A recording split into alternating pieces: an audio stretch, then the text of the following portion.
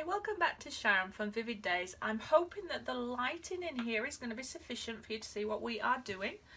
I am going to be working on another ceramic tile. It's got a cream base. It's just one that you pick up from your Home Depot or B&Q or Bunnings, depending on where you are in the world. The great thing with these is they're just really nice to work on, and you can pick them up fairly cheap. And I've just been asked the question of how do I hang them. Well, I'm not going to hang them, but my fellow is. He's going to attach some wood around them and it'll just frame it beautifully and it'll be good to hang up there. But they're really a good thing to practice on. If you're going to work on any piece, before you transfer it onto some bigger pieces of frames or canvases, because it can be quite expensive.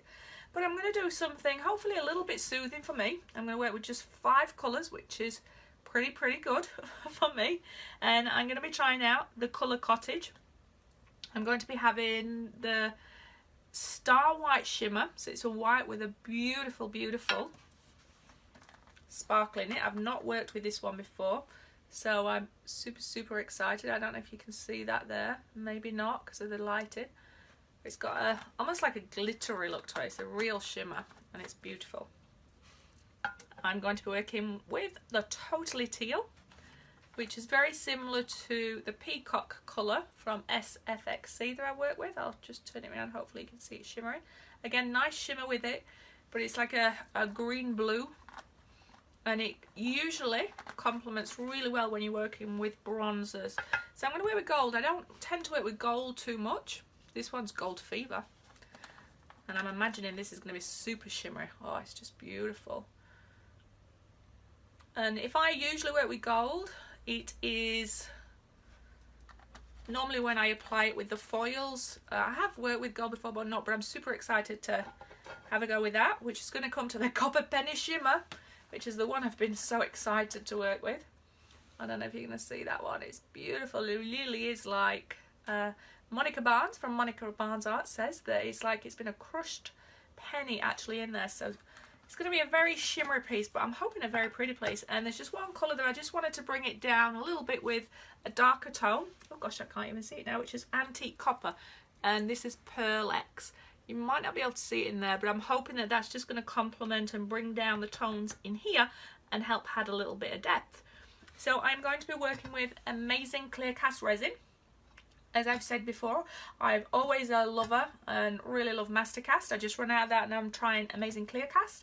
Once I get to the bottom of that, I'll try another brand. And I'm just trying to work on with resins, what's the different types of effects you can get, working time, smells, anything like that. So I'm willing to give anything a go. So if you've got any recommendations, let me know. I'm going to make sure I use I'll show you one. Silicone cups. I do have a little video on those. The great thing is it helps reduce your imprint on the art world. Oh, just seen a massive moth in here. Made me jump. It's probably only this big, but to me it looked like a massive bat flying around.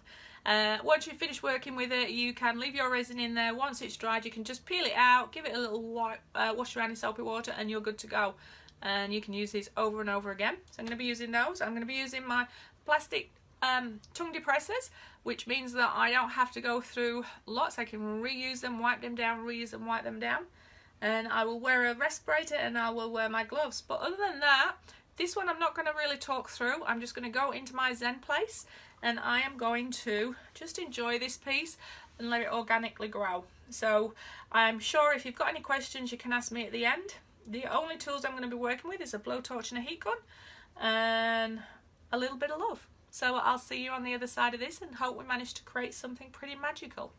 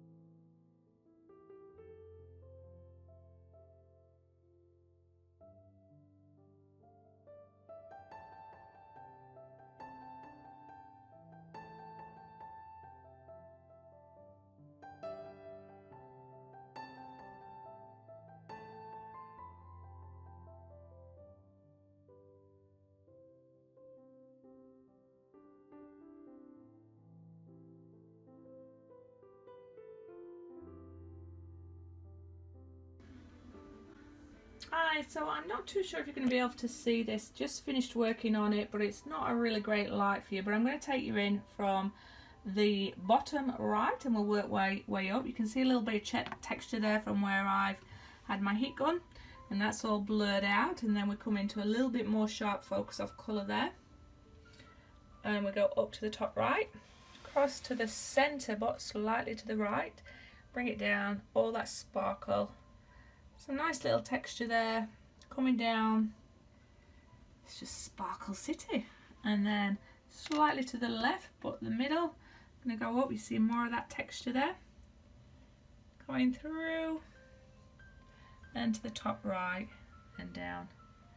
It is an explosion of sparkle, but I absolutely love this.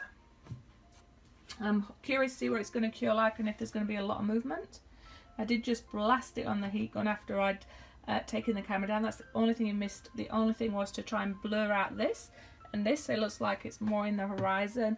And then this one here just giving you that defined colour. So, yeah, you're really going to have to wait until the morning, I think, to really see this in its full glory. But cool. I really love this. The sparkles and the shimmer are just beautiful. The one thing I've noticed though, because they are so shimmery, if you heat gun them too much, they all just blur together with a sparkle. So you really do have to control that. But yeah, love your thoughts. Hi everybody, so I am back and it's morning, and as soon as I took the cover off this and saw this, I thought, wow, so sparkly. The colours and tones work really well together.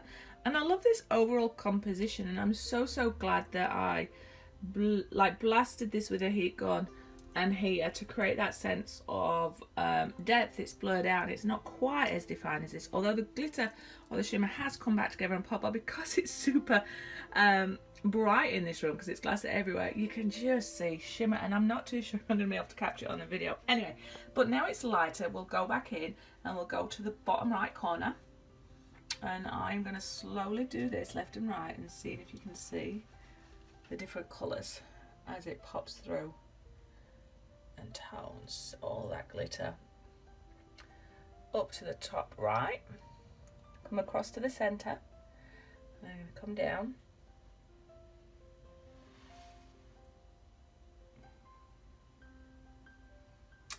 To the left. Oh, it was a bit further than I thought.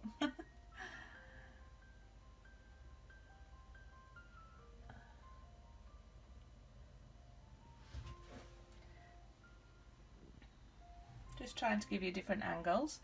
Not too sure if you see the different shimmers and colours, but it's just amazing. I might just tip it up for you a little bit and circle it a little bit and see if you can catch some of that shimmer that I'm talking about. Get a little bit of the roof on there, but it just sparkles so. I think it's stunning. I'd have that on my wall. I'd be very proud by that. So yeah, I'd love to hear your thoughts on this piece. Don't forget, thumbs up, subscribe and share, and comments are always welcome, and remember to have the most amazing day. And if you want to achieve such a sparkly image as this, the Colour Cottage pigments are the way to go.